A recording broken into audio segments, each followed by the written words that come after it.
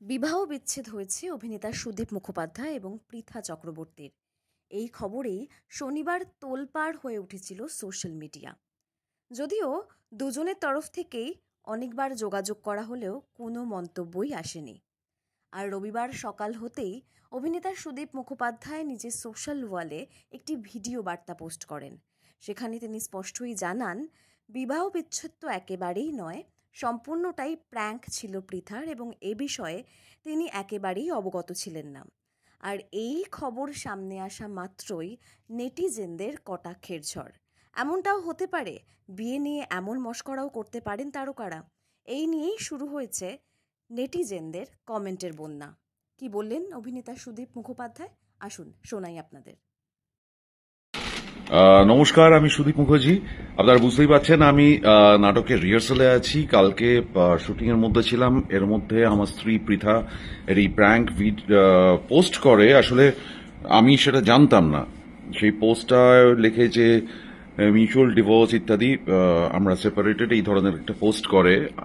আমি একেবারেই অ্যাওয়্যার ছিলাম না। আসলে ওর হঠাৎ মনে হয়েছে যে চারিদিকে এত ডিভোর্স নিউজ হচ্ছে, যদি এরকম কোনো নিউজ আমাদের নিয়ে হয় তাহলে কি হবে।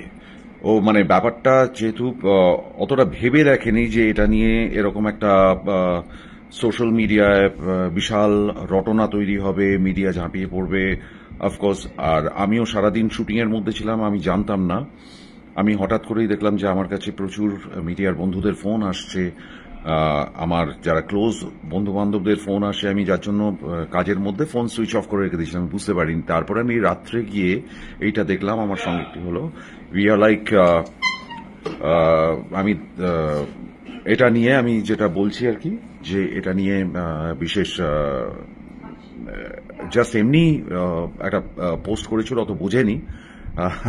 We are together, absolutely it's a prank. সুতরাং এটা নিয়ে খুব একটা চিন্তার কিছু নেই। Be happy and keep smiling and no hard feeling.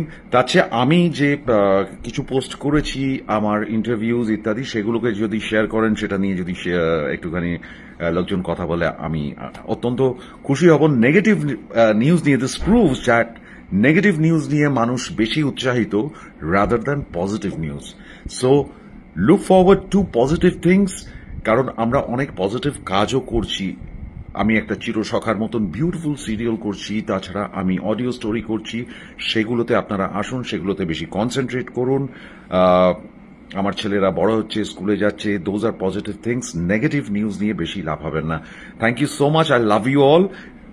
Once again, it was a simple prank gone wrong. We are together.